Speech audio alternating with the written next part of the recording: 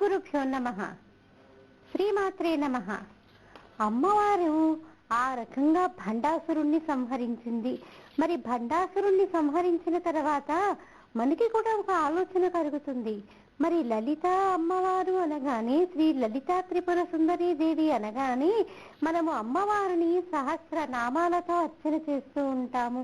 నిజానికి ఇన్ని నామాలు ఎందుకు వచ్చాయి? ఇప్పుడు మనం ఉన్నామనుకోండి, మనకి ఒకటే ఒక పేరు ఉంటుంది, ఇంకా వేరే పేరుతో పిలిస్తే మనం పలకను కూడా పలకము. మరి అలాంటిది అమ్మవారికి అన్ని నామాలు ఉండడానికి కారణం ఏంటి అని ఆలోచించినట్లయితే, అమ్మవారికి అన్ని నామాలు ఉండటం కూడా మన కోసమే, మనల్ని ఉద్ధరించడం కోసమే. అయ్యో, ఈ మానవుడు అనేక జన్మలెత్తుతూ ఉంటాడయ్యా, ఎన్నో కోట్ల జన్మల తర్వాత కానీ ఈ మానవ జన్మ రాదు. వచ్చినటువంటి ఈ మానవ జన్మని వీడు సార్థకం చేసుకోవాలి. పైగా ఈ కలియుగంలో ఈ జన్మని సార్థకం చేసుకోవటం బహు కష్టసాధ్యం. నిజానికి అది కత్తి మీద సాము లాంటిదే. మన మనసు ఎల్ల వేళలా కూడా ఇతర విషయాల వైపు మొగ్గు చూపుతూ ఉంటుందే కానీ అమ్మవారి వైపు కానీ అయ్యవారి వైపు కానీ మనసు వెళ్ళనే వెళ్ళదు. వెళ్ళిన ఫ్రాక్షన్ ఆఫ్ సెకండ్ అంటారే, అంటే కనులు మూసి కనులు తెరిచేటానికి ఎంత సమయం అయితే పడుతుందో అంత సమయం మటుకే మన మనసు ఆ మూర్తి పైన నిలుస్తుంది. మిగతా సమయం అంతా భగవన్నామం చదువుతూనే ఉంటాం, కానీ మిగతా సమయం అంతా కూడా ఏం జరుగుతూ ఉంటుంది? మన మనసు ఇతర విషయాల పైన మగ్గు చూపుతూనే ఉంటుంది. ఉదాహరణకి చూడండి, మనమే ఒక పుస్తకం పట్టుకొని లలితా సహస్రనామాలని మనం పారాయణ చేస్తూ ఉన్నాము. పారాయణ చేస్తూ శ్రీమాత, శ్రీ మహారాజ్ని, శ్రీమత్ సింహాసనీశ్వరి అని అనుకున్నంతసేపు మనసు అమ్మవారి పైపు ఉంటుంది. తర్వాత వెంటనే ఏమనిపిస్తుంది? అయ్యో, సిలిండర్ బుక్ చేశానే, వస్తుందో లేదో, అసలే చలికాలం కదా, రాకపోతే ఎలా ఇబ్బంది అని మనసు ఒకవైపు ఒకసారి అటు వెళ్ళిపోతుంది. అటు వెళ్ళి మళ్ళీ కొన్ని నామాలు చదవగానే పొయ్యి మీద పాలు పెట్టానా, కాఫీ తాగాలి అన్నటువంటి లౌకికమైనటువంటి విషయాలపైనే మనసు ఎక్కువగా ధ్యాస పెడుతుందే కానీ పరమాత్మని, ఆ పరబ్రహ్మని తెలుసుకునేటటువంటి విషయంలో మన మనసు ఒక కనకడు వేస్తుందని చెప్పవచ్చు. మరి అలాంటి సందర్భాలలో ఇటు అమ్మవారికి కానీ అయ్యవారికి కానీ సహస్రనామాలు ఉండటం వల్ల సౌలభ్యం ఏంటంటే, ఏ ఒక్క నామాన్ని మన మనసు పట్టుకున్నప్పటికీ కూడా మన జీవుడు ఉద్ధరింపబడతాడు. పైగా లలితా సహస్రనామాలు అనేవి సామాన్యమైనటువంటి నామాలు కాదండి. నిజానికి ఈ నామాలు రహస్య నామాలు. పైగా వీళ్ళు కాదు ఉపదేశించింది, హయగ్రీవుల వారు అగస్త్య మహామునికి ఉపదేశించాడు. హయగ్రీవుడంటే సామాన్యుడు కాదండి ఓయ్, హయగ్రీవుడంటే సాక్షాత్ విష్ణు స్వరూపుడు.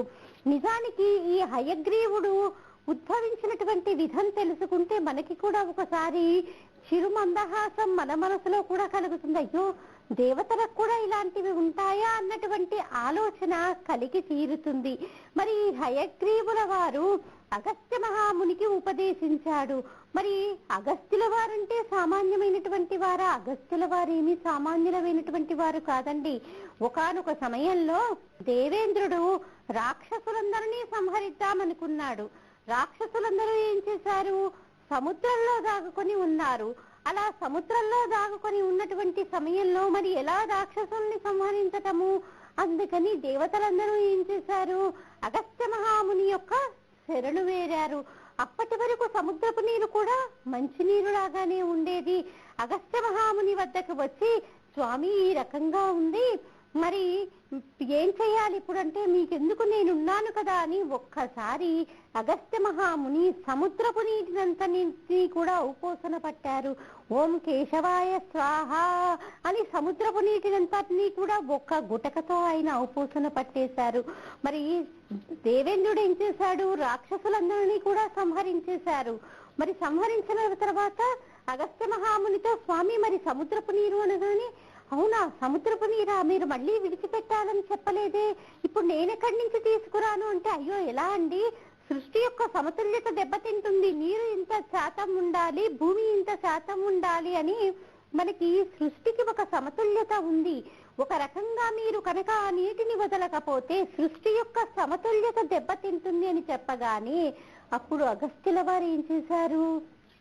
అయ్యో, నేను ఔపోసన పట్టినటువంటి నీరు జీర్ణమైపోయింది కాబట్టి నేను ఆ నీటిని బయటికి వదులుతాను అని అతని యొక్క మూత్రము రూపంలో ఆ నీటినంతా కూడా బయటికి వదిలేశారు. అందుకే సముద్రపు నీరు ఉప్పగా ఉండడానికి కారణం. అంతకు ముందు వరకు మంచినీరుగానే ఉండేటటువంటి సముద్రపు నీరు అగస్త్యుల వారు ఇలా చేసేసరికి సముద్రపు నీరంతా కూడా ఉప్పగా మారింది. అంటే అంతటి శక్తి సంపన్నుడు అగస్త్యుల వారు.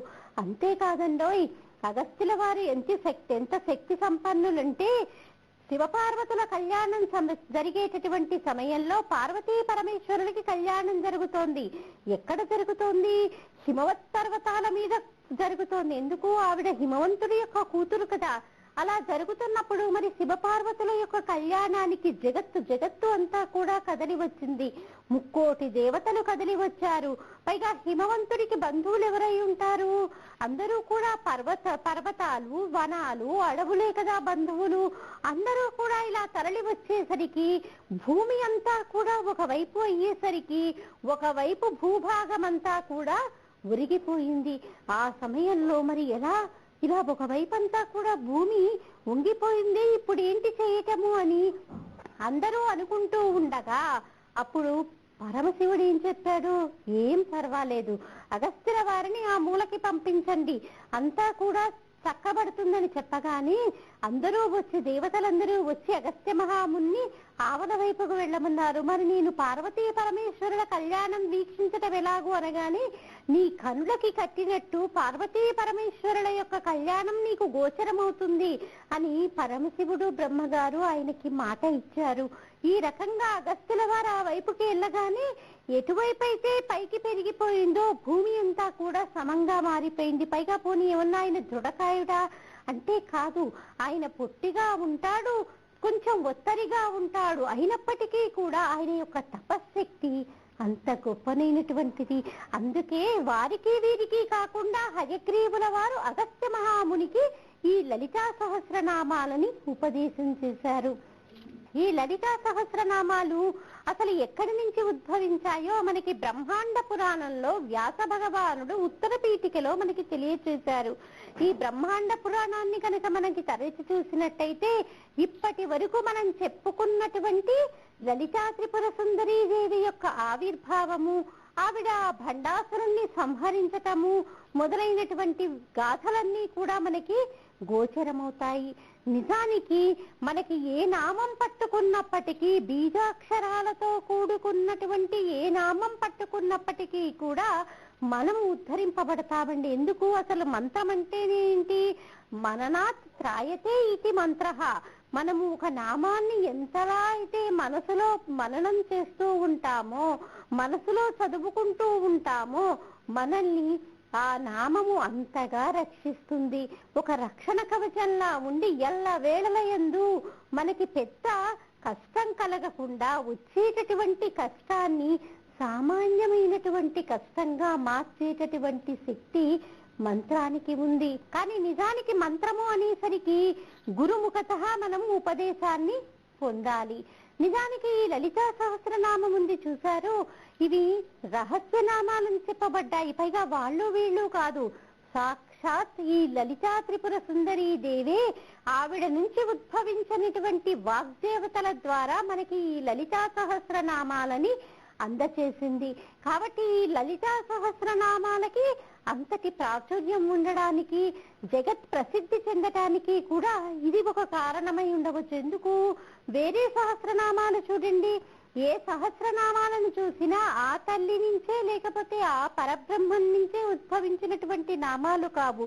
అవన్నీ కూడా వ్యాస భగవానుల వారో లేకపోతే వేరే ముని పుంగవులో వారు దివ్య దృష్టితో మనకి అనుగ్రహించినటువంటివి. ఇలాంటి నామాలు చదివితే ఈ కలియుగంలో మానవులు ఉద్ధరింపబడతారు అని. కానీ ఈ లలితా త్రిపుర సుందరి దేవి యొక్క ఈ లలితా సహస్రనామాలు మటుకు ఆ తల్లి నుంచే ఉద్భవించినటువంటి వాగ్దేవతల నుంచి ఉద్భవించినటువంటివి. దానికి వాగ్దేవతలు ఎలా ఉద్భవించారు? ఈ వాగ్దేవతలు ఆ తల్లి యొక్క శరీరం నుంచే 8 కిరణాలుగా ఉండి ఈ వాగ్దేవతలు 8 మంది కూడా ఉద్భవించారు. వారి పేర్లు వసిని, కామేశ్వరి, మోదిని, విమల, అరుణ, జయిని, సర్వేశ్వరి, కౌళిని అనేటటువంటి వాగ్దేవతలు. నిజానికి ప్రతినిత్యము కూడా మనం పిల్లల చేత ఈ వాగ్దేవత యొక్క నామాలు పలికించినప్పటికీ చాలు, వారి యొక్క వాక్కులలో అపరిమితమైనటువంటి మార్పు వస్తుంది, చక్కటి మార్పు వస్తుంది. అంటే ఇప్పుడు మనము 4 మాటలు మాట్లాడగలుగుతున్నామనుకోండి, ఇది మన యొక్క గొప్పతనం కాదు, ఆ తల్లి యొక్క అనుగ్రహంతో వాగ్దేవతలు మన నాలిక పైన కూర్చునేసరికి మనము 4 మాటలు అమ్మవారి గురించి కానీ అయ్యవారి గురించి కానీ మనం చెప్పుకోగలుగుతున్నాము. కాబట్టి ఈ గొప్పతనం ఎవరిది? మనది కాదు, ఆ వాగ్దేవతల యొక్క గొప్పతనం. కాబట్టి విద్యార్థులైనటువంటి వారికి ఈ వాగ్దేవతల యొక్క నామాన్ని కనుక మనము ఒక్కొక్కటి అనడం కనుక నేర్పిస్తే తప్పకుండా వారు విద్యారంగంలో చాలా పరిణతిని పొందుతారు. ఈ వాగ్దేవతలు ఎలా ఉద్భవించారు?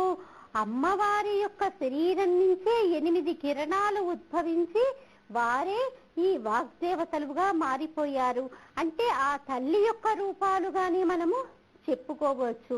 కాబట్టి ఈ వాగ్దేవతలకి అంతటి ప్రాధాన్యత. పైగా ఆ తల్లి వాగ్దేవతల చేత పలికించింది అంటే ఇప్పుడు అమ్మవారికి కూడా వాగ్దేవతలకి తేడా లేదు. ఎందుకంటే ఆ తల్లి నుంచి ఉద్భవించినటువంటి వారే ఈ వాగ్దేవతలు కాబట్టి, ఆ తల్లి నుంచి ఉద్భవించినటువంటి వారు కాబట్టి ఆ తల్లి మాట్లాడినా వీరు మాట్లాడినా ఒకటే. ఎందుకు? ఆ తల్లి యొక్క ప్రేరణతోటే ఆ తల్లి నామాలని ఆ తల్లికి నామాంకితం చేస్తూ ఆవిడకే అంకితం చేస్తూ ఈ సహస్రనామాలు వస్తాయి కాబట్టి.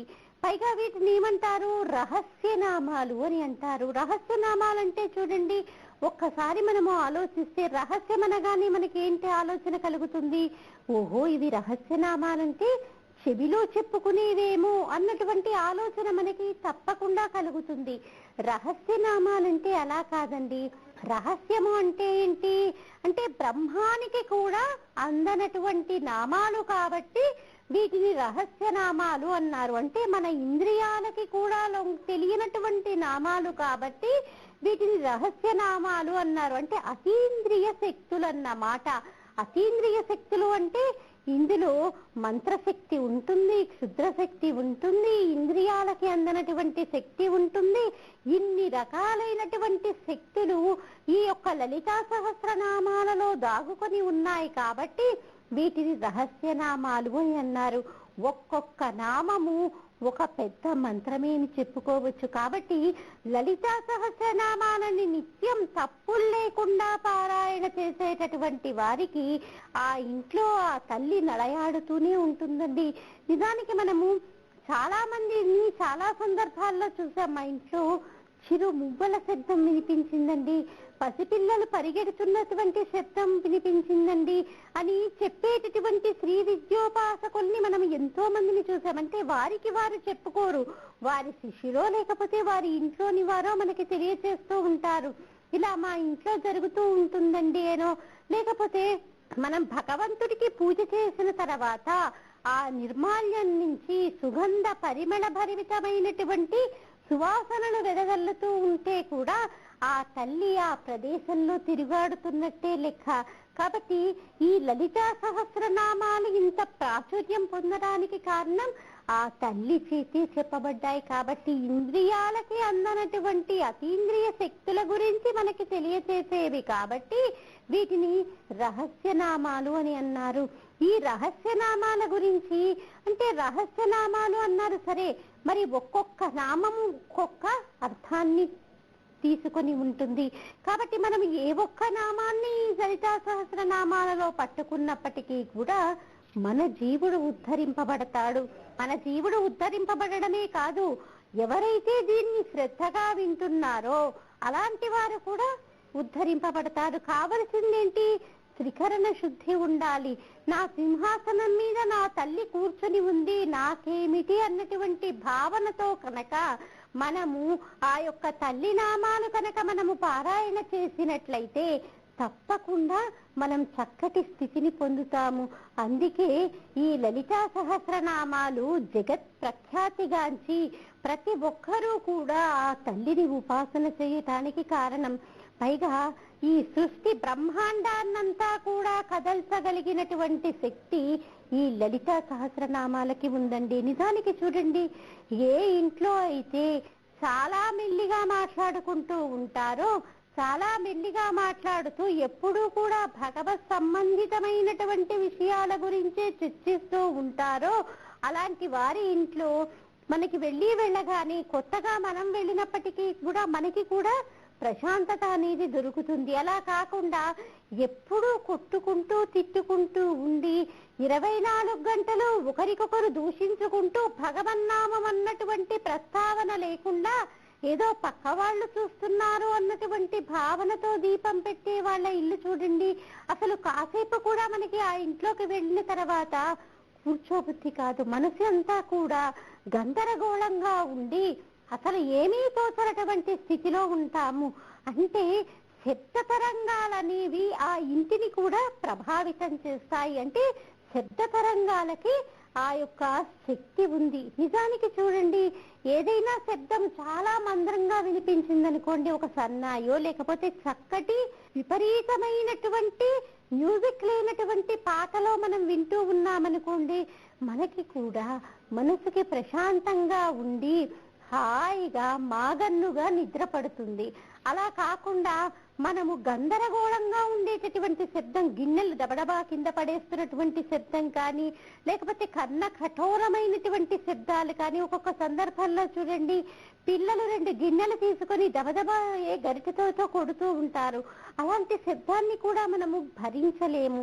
మరి ఇలాంటి శబ్దం విన్నప్పటికీ కూడా మన మనసు దాన్ని ప్రశాంతంగా స్వీకరించగలుగుతుంది. అబ్బబ్బా ఆపండి అని వెంటనే అంటామా లేదా? అంటే ఆ శబ్ద తరంగాలకి ఆ యొక్క చుట్టూ ఉన్నటువంటి వాతావరణాన్ని ప్రభావితం చేసేటటువంటి శక్తి ఉంది. నిజానికి ఇప్పుడు మనము ఏ రకంగా చూసినప్పటికీ, అంటే మనము ఏ విషయాన్నైనా కూడా వైజ్ఞానికంగా కానీ నిరూపిస్తే కానీ నమ్మలేనటువంటి స్థితిలో ఉన్నాము. కాబట్టి ఈ పరిస్థితుల్లో ఏంటి, కొంతమంది శాస్త్రజ్ఞులు, కెనడాకి సంబంధించినటువంటి కొంతమంది శాస్త్రజ్ఞులు ఏం చేశారు, ఇప్పుడు ఒక్కొక్క నామాన్ని మనం చదువుతూ ఉంటే ఆ శబ్ద తరంగాలనేవి ఒక రూపాన్ని సంతరించుకుంటాయి. అలాగే కదా మన ఋషులందరూ కూడా ధ్యాన నిష్టలో ఉండి వారికి వినిపించినటువంటి నామాన్ని వారు తదేక దృష్టితో దాన్ని చాలా అంటే శ్రద్ధగా దాన్ని తపస్సు చేస్తే దానికి ఒక రూపం ఏర్పడింది. ఆ రూపం ఏర్పడిన తర్వాత వారు స్వాహాకారంతో అవిస్మరణీయగానే ఆ దేవతామూర్తి వారికి ప్రత్యక్షమైంది. ఆ రకంగానే మనకి దేవతామూర్తులందరూ కూడా ఈ రూపాలతో ఉంటారు, దేవతలందరూ కూడా ఈ ఆయుధాలు ధరించి ఉంటారు అన్నటువంటి విషయం మనకి తెలిసింది కూడా. కాబట్టి ఈ శబ్ద తరంగాలన్నీ కూడా ఒక రూపాన్ని పొందుతూ ఉంటాయి. మరి ఈ లలితా సహస్రనామాన్ని కనుక మనం తప్పులు లేకుండా కనుక పారాయణ చేస్తే అది ఏ రూపాన్ని సంతరించుకుందో తెలుసా అండి? అది శ్రీచక్రము యొక్క రూపాన్ని సంతరించుకుంది. ఇది మన కెనడా దేశానికి చెందినటువంటి శాస్త్రజ్ఞులు నిరూపించారు. అంటే చూసారా ఎంత శక్తి సంపన్నమైనటువంటి నామాలో మన ఈ లలితా సహస్రనామాలు. కాబట్టి మనం చెయ్యాల్సింది ఏమీ లేదండి, వెళ్ళి ఒక్కసారి ఆ తల్లి దగ్గరికి వెళ్ళి అమ్మా అని పిలిస్తే చాలండి. ఆ తల్లి మనకి ఎప్పుడూ కూడా అండగా ఉండి తీరుతుంది. నిజానికి ఒక తల్లి బిడ్డని ప్రేమించటానికి ఏవైనా వ్యవహారాలు ఉంటాయండి, వ్యాపార లావాదేవీలు కానీ, లేకపోతే వీడేదో పెరిగి పెద్దవాడై తనకేదైనా లాభాన్ని చేకూరుస్తాడని కానీ తల్లి బిడ్డని ప్రేమిస్తుందా? లేదే. ఒకే ఒక్క కారణం చేత తల్లి బిడ్డని ప్రేమిస్తుంది. ఆ కారణం ఏంటి? వీడు నా కొడుకు, వీడు నా బిడ్డడు అన్నటువంటి ఒకే ఒక్క భావన చేత తల్లి బిడ్డని ప్రేమిస్తుంది. కాబట్టి మనం కూడా ఆ తల్లి దగ్గరికి వెళ్ళి అమ్మా నేను నీ దాన్ని అన్నామనుకోండి, అంతే ఆ తల్లి కూడా మనల్ని పట్టుకున్నటువంటి చెయ్యి వదలకుండా పట్టుకొని మనల్ని మోక్షం వైపుకి అడుగులు వేసేటట్టు చేస్తుంది. మనం ఏమీ చెయ్యక్కర్లేదు, అమ్మా నువ్వే నన్ను నడిపించాల్సింది అని త్రికరణ శుద్ధిగా తల్లి యొక్క పాదాలు పట్టుకుంటే చాలు. ఎంతటి కష్టతరమైనటువంటి పనినైనప్పటికీ కూడా ఆ తల్లి చాలా సూక్ష్మంగా మనల్ని నడిపించి దాన్ని దాటేటట్టు చేస్తుంది. ఆ పూనిక మన మనసుకి ఉండాలి. కాబట్టి ఈ లలితా సహస్రనామాల్ని మనకి హయగ్రీవుల వారు అంతటి గొప్ప తపస్సంపన్నులైనటువంటి అగస్త్య మహామునికి ఉపదేశం చేశారు. మరి అసలు మొదటి నామమే ఏంటంటే, ఒక్కసారి మనము తరచి ఆలోచిస్తే మొదటి నామమే ఏంటి లలితా సహస్రనామాలలో? శ్రీమాత. శ్రీమాత అంటే మొదటి నామమే ఏంటి? ఇక ఆ నామము ఈ నామము అక్కర్లేదు. శ్రీమాత అనగానే ఏంటి? ఈవిడ అమ్మ. మరి ఈవిడ ఎవరికి అమ్మ? ఎల్ల లోకాలకు తల్లి ఆ తల్లే. మనకే కాదు, కోటి దేవతలకి, ఈ జగత్తులో ఉన్నటువంటి ప్రతి ప్రాణికి కూడా తల్లి ఆ తల్లే. కాబట్టి ఆ తల్లి ఈ శ్రీమాతా నామంలో ఏం దాగుకొని ఉంది? ఆవిడ సృష్టికారిణి అన్నటువంటి లాంటి నామం కూడా, సృష్టికారిణి అన్నటువంటి ఉద్దేశ్యం కూడా దాగుకొని ఉంది. ఆవిడే సృష్టికారిణి, ఆవిడే స్థితికారిణి, ఆవిడే లయకారిణి కూడా. అంటే మనకు ఒక సందేహం కలుగుతుంది, ఒక తల్లి సృష్టికారిణి అన్నారు, దీనికి ఒక కారణం ఉంది. అలాగే ఆవిడ స్థితికారిణి అన్నారు, పిల్లల్ని పోషిస్తుంది కాబట్టి ఆవిడ స్థితికారిణి. లయకారిణి అన్నారే, ఇది ఎలా సాధ్యము అన్నటువంటి సందేహం మనకి కలుగుతుంది. లయకారిణి అంటే ఏంటండి? ఇది తాత్కాలిక లయము. ఇప్పుడు మనం ఉన్నామండి, చంటి పిల్లలు పోరు పెట్టి ఏడుస్తూ ఉన్నారు, వాడిని అలా ఏడుస్తూ ఉంటే అలా ఊరికే వదిలేస్తామా? ఏడిస్తే ఏడవని నాకెందుకులే అని ఏ తల్లైనా ఊరుకుంటుందా? ఏం చేస్తుంది? ఆ బిడ్డని అక్కున చేర్చుకుంటుంది. ఆ బిడ్డని అక్కున చేర్చుకొని వాడిని ఏదో ఒక రకంగా ఊరుకోబెట్టి వాడు నిద్రపోయేటట్టు చేస్తుంది. వాడు నిద్రపోయేటట్టు చేసి, తను నిద్రపోయినా పోకపోయినా, తిన్నా తినకపోయినా, బిడ్డడికి అనారోగ్యంగా ఉంటే వాడిని ఏదో ఒక రకంగా నిద్రపుచ్చటానికే ప్రతి తల్లి కూడా ప్రయత్నిస్తుంది. ఎందుకు? నిద్రపోతే కానీ వచ్చినటువంటి రుగ్మత తగ్గదు, వచ్చినటువంటి అనారోగ్యం తగ్గదు. కాబట్టి తల్లి ఏం చేస్తుంది? ఏదో ఒక రకంగా బిడ్డని నిద్రపుచ్చటానికే ప్రయత్నం చేస్తుంది. మరి ఈ రకంగా తల్లి లయకారిణి కూడా. స్థితికారిణి అన్నప్పుడు ఒక పోషించడమే కాదు, అప్పుడప్పుడు దండిస్తుంది కూడా. మరి దండించడం అంటే ఏదో కొట్టేయటం కాదు, పిల్లల్ని కొట్టడంలో కూడా తల్లికి లాలిత్యమే ఉంటుంది. పిల్లల్ని కొట్టడంలో కూడా తల్లికి ప్రేమే ఉంటుంది. ఎందుకు కొడుతుంది తల్లి పిల్లల్ని? ఎందుకు దండిస్తుంది పిల్లల్ని తల్లి? ఎందుకు దండిస్తుందంటే తన పిల్లలు ఉన్నత స్థితిలో ఉండాలని, చెడు దోవలో నడవకూడదు, తప్పుదారి పట్టకూడదని తల్లి ఏం చేస్తుంది? పిల్లలు ఎప్పుడైతే పక్కదోవ పడుతున్నారని తెలుసుకుంటుందో, నయానా చెబుతుంది, భయానా చెబుతుంది, అయినా వాళ్ళని వినలేదనుకోండి, అప్పుడు ఒక్కసారి ఏం చేస్తుంది? ఒక బెత్తం పుచ్చుకుంటుంది, లేకపోతే తన వల్ల కాకపోతే భర్తకి చెప్తుంది. భర్తకి చెప్పి బిడ్డని ఏదో ఒక రకంలో దారిపిలో పెట్టడానికే ప్రయత్నిస్తుంది. ఈ రకంగా ఆవిడ పరిపాలకురాలిగా ఉండి స్థితికారిణి అయింది. అంటే మొదటి నామంలో శ్రీమాత, శ్రీ మహారాజ్ని, శ్రీమత్ సింహాసనేశ్వరి అన్నటువంటి నామంలో ఏంటి? ఆవిడే సృష్టికారిణి, ఆవిడే స్థితికారిణి, ఆవిడే లయకారిణి కూడా. లయము అనగానే ఒక ప్రపంచమంతా కూడా మునిగిపోవటమే కాదండి, లయమైపోవడమే కాదు, ప్రతి నిత్యము కూడా, ప్రతి క్షణము కూడా లయమైపోతూనే ఉంటుంది. ఇంతకు ముందు ఒక 2 సెకండ్ల ముందు ఉన్నటువంటి సమయాన్ని మళ్ళీ మనం తీసుకురాగలుగుతామా అండి? తీసుకురాలేం. ఎంత డబ్బు ఉన్నప్పటికీ కూడా మనం కొనలేనటువంటిది సమయాన్ని. అంటే నిన్న జరిగినటువంటిది నిన్నటిలో కలిసిపోయింది అంటే అది లయమైపోయినట్టే లెక్క. కాబట్టి నిన్నటిది మళ్ళీ మనం తీసుకురాగలుగుతామా? అంతెందుకండి, ఫ్రాక్షన్ ఆఫ్ సెకండ్, ఒక సెకండ్ని మళ్ళీ మనం కొనగలుగుతామా? కొనలేము. కాబట్టి ఈ రకంగా ప్రతి నిత్యము, ప్రతి క్షణము కూడా లయం జరుగుతూనే ఉంటుంది. ఆవిడ బిడ్డలని సరైనటువంటి దారిలో పెట్టడానికి తాత్కాలికంగా లయం చేస్తూనే ఉంటుంది. ఆవిడ కూడా ఎదురు చూస్తూ ఉంటుంది.